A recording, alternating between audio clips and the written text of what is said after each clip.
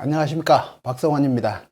오늘은 우리가 이제 재개발, 재건축 투자를 하시는 분이 많이 있는데, 그 재개발, 재건축 투자의 가장 기본이라고 하는 기본 원칙들에 대해서 좀 설명을 해드리도록 하겠습니다.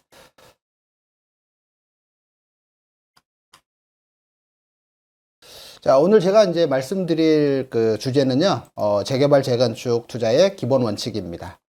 자, 제가 이제 질문을 가지고 왔는데요. 이제 5개 질문입니다. 자, 다음 중 어느 곳에 투자를 해야 될까요? 자, 여러분들 같으면 다음 중 어느 곳에 투자를 할 것인지 한번 생각을 해 보시고, 그 다음에 이제 결정을 하시고요. 그 다음에 제가 그 이유에 대해서 설명해 드리는 부분을 잘 숙지했다가 여러분들이 투자를 하실 때 참고로 하시면 되겠습니다.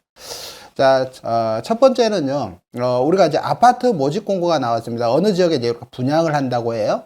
근데 똑같이 전용 면적은 84제곱미터로 했습니다. 그래서 분양가가 10억이래요. 자, 아파트, 모집 공고가 나왔어요. 분양가 10억이라고 합니다. 두 번째는요, 재개발, 재건축이 진행되고 있는 아파트 단지 입주권이 나왔습니다. 조합원 입주권이겠죠. 84제곱미터인데, 조합원 분양가가 이건 8억이라고 해요. 그 다음에 세 번째는 이제 정비 사업이죠. 정비 사업이 이렇게 이제 진행되는, 지역에 이제 빌라가, 조그만 빌라가 하나 나왔어요. 근데 매매 가격이 2억 원이라고 합니다. 자, 그래서 요걸 투자할지. 그 다음에 이제 재건축 대상인 아파트가 현재 매매가가 이렇게 7억에 나왔습니다. 7억에 나왔고요. 그 다음에 이제 지역조합 아파트가 나왔는데, 이 지역조합 아파트가 전용 면적 만약에 진행이 된다 그러면 이렇게 전용 면적 똑같이 84제곱미터인데 조합원 분양가가 6억이라고 하고요. 다만 지금 업무 추진비로 3천만 원을 요게 이제 투자를 하는 거예요. 그래서 우리가 이제 지역조합 아파트 같은 경우 이렇게 업무 추진비 3천만 원 투자를 해서 나중에 사업이 진행이 될 때 이제 조합원으로 가입하는 경우가 있겠죠. 그래서 이렇게 5개가 나와 있는데 이 5개 중에 만약에 여러분이라면 자, 다음 중 어느 곳에 투자를 할까? 이 이야기입니다. 자, 지금 여러분들이 이제 많이 투자를 해 보셨겠지만 이렇게 이제 5개의 사업 대상 지역 중에서 어느 걸 투자를 해야 될까? 이제 그 이야기입니다. 자, 지금부터 이제 이 부분에 대해서 해설을 해 드리도록 하겠습니다. 자, 많은 분들이 이런 거 선택을 하실 때 굉장히 이제 잘못 생각하는 게 있어요. 왜냐면 우리가 아파트 모집 공고가 나오면 당연히 여기에 우리가 청약을 해야 되죠. 청약을 해서 이제 당첨이 되면 그 다음에 이제 공급 계약을 체결해요. 그죠? 공급 계약을 이렇게 체결을 하고 그리고 나중에 이제 준공이 되면 이렇게 이제 입주를 하죠. 자, 마찬가지 입주를 하는 거예요. 얼마 주고 입주를 하는 거예요? 분양가 10억을 주고 입주합니다. 자, 그러니까 많은 사람들이 청약을 넣을 때 무엇을 보고 청약을 넣느냐? 그건 분양가를 보고 넣는다 하는 거 아니에요. 이렇게 입주 이후에 아파트 가격이 얼마나 상승할까? 즉 뭐냐면 아파트 공급 모집도 아파트를 짓는 거고요. 아파트를 이렇게 이제 신축하는 거예요. 신축하는 거고, 요거 재개발, 재건축 입주권도 이것도 아파트예요. 이것도 아파트고요. 재개발 지역 빌라도 요게 이제 정비 사업이 진행이 되면 이것도 아파트가 되겠죠. 재건축 아파트도 재건축을 하면 다 뭐가 되는 거야? 아파트가 되는 거예요. 지역조합 아파트도 아파트를 짓는 거예요. 이 5가지의 공통점은 뭐예요? 공통점은 아파트를 짓는 거예요. 아파트 건축이에요. 그러면은 많은 분들이 실수를 하는 것 중에 하나가 뭐냐면 이 아파트를 그러면 내가 싸게 산 거냐 비싸게 산 거냐 이 이야기거든요. 이게 지금 싼 거냐 비싼 거냐 그게 중요한 게 아니에요. 실제로는요. 요 분양가가 싸냐 그 이야기가 아니죠. 그게 아니고 자, 이 가격을 주고 반드시 신축 아파트에 이렇게 이제 입주를 할 거예요. 자, 들어갈 때는 분양가를 다 줘요. 그죠? 분양가를 다 줍니다. 입주 후에 어느 아파트가 가격이 제일 많이 오를까? 그것을 보고 투자할 지역을 선택해야 되는 거예요.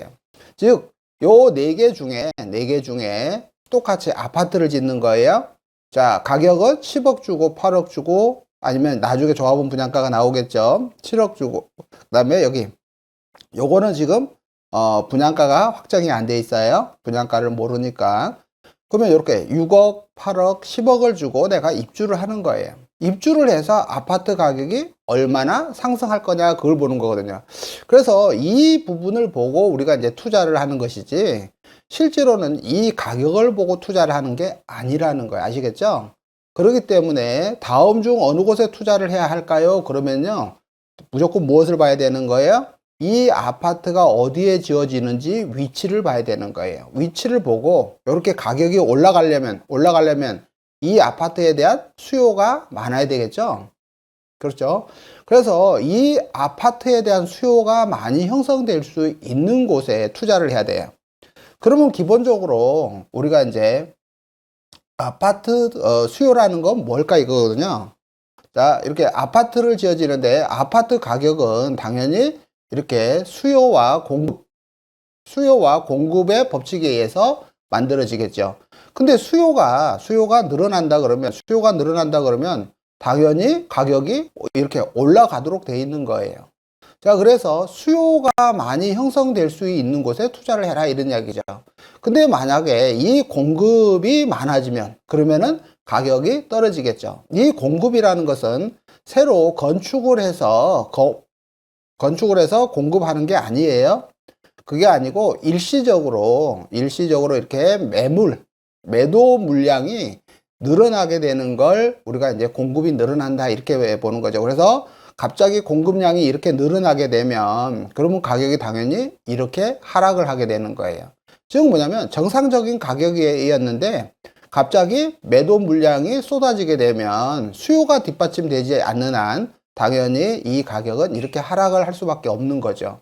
그 다음에 가격이 가만히 있는데 사람들이 투기 수요가 붙게 되면 가격이 상승을 하는 거예요. 그래서 이렇게 아파트는 실제로 수요와 공급의 법칙에 의해서 이제 가격이 형성된다.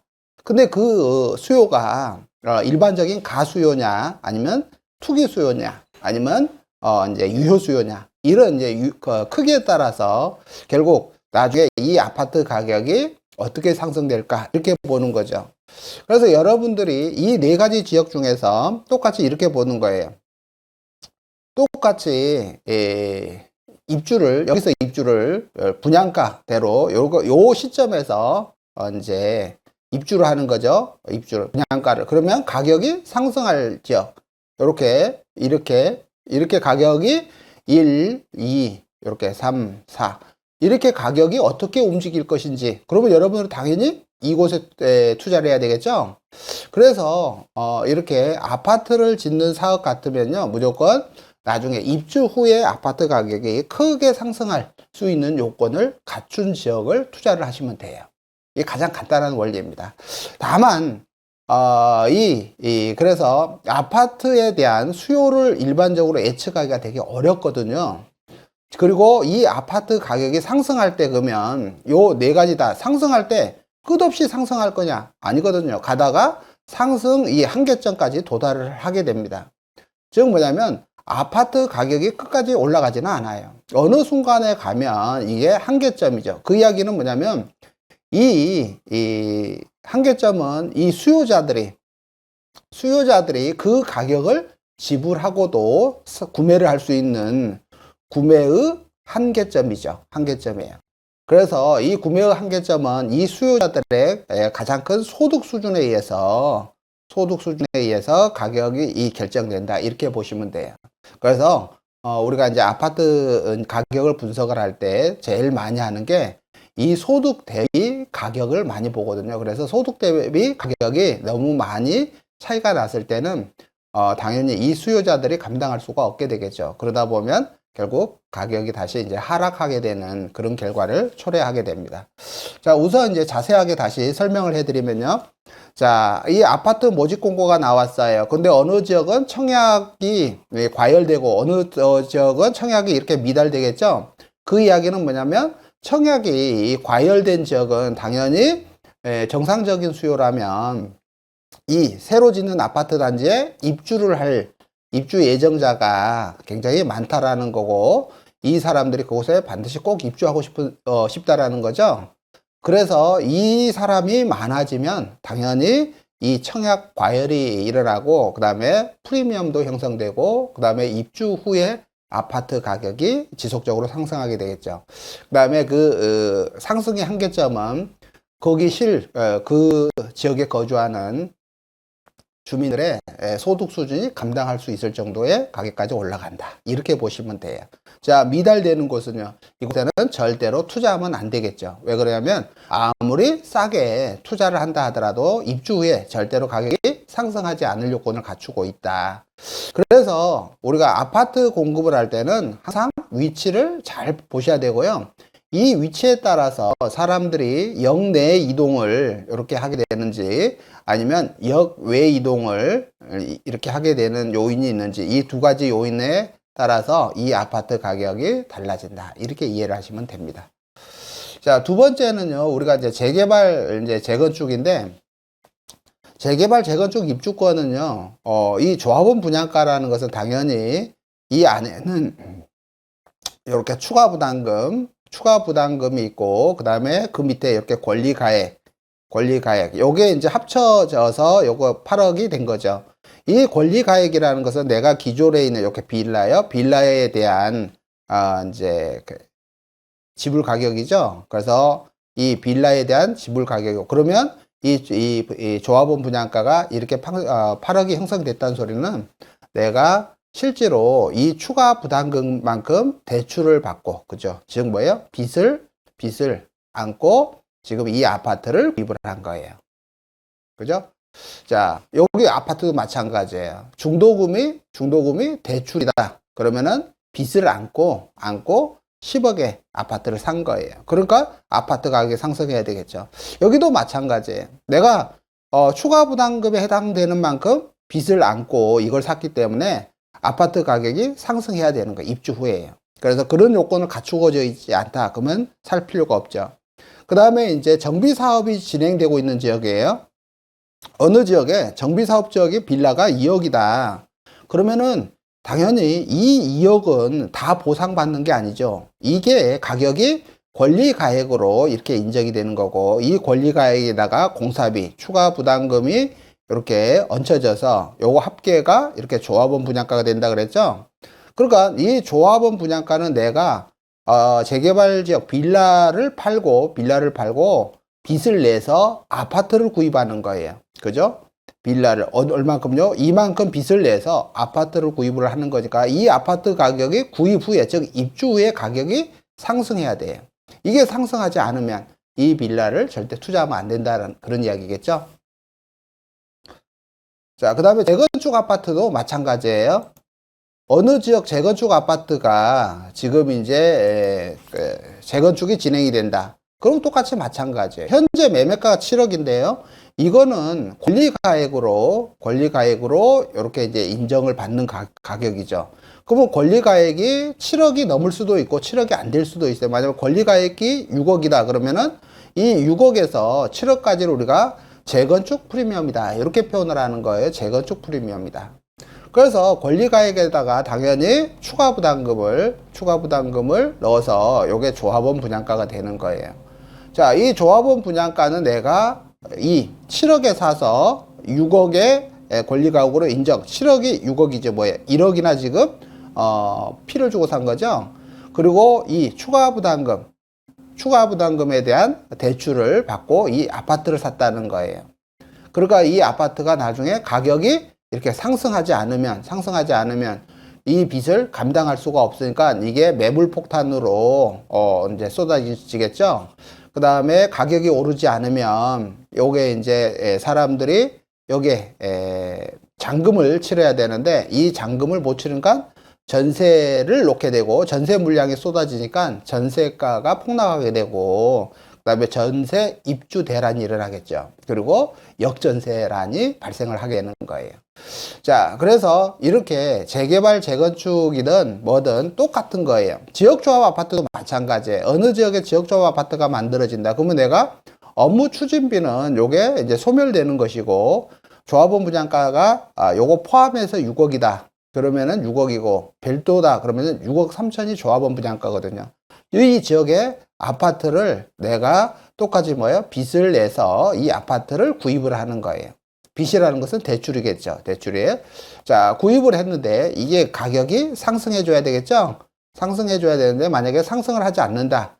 그러면은 이 지역 조합 아파트는 똑같이 입주 시에 매도 물량이 쏟아지면서 매물 폭탄이 쏟아지는 거예요. 그래서 가격 하락으로 이렇게 이루어지는 거고, 이 지역이 가격 상승 요건을 갖추지 못했다. 그러면은 지속적으로 하락하는 반면에 나중에 이제 가격 상승 요인이 있다. 그러면 매도 물량 때문에 일시적으로 가격이 하락하더라도 이제 시간이 지나면 이렇게 상승할 가능성이 있게 되겠죠.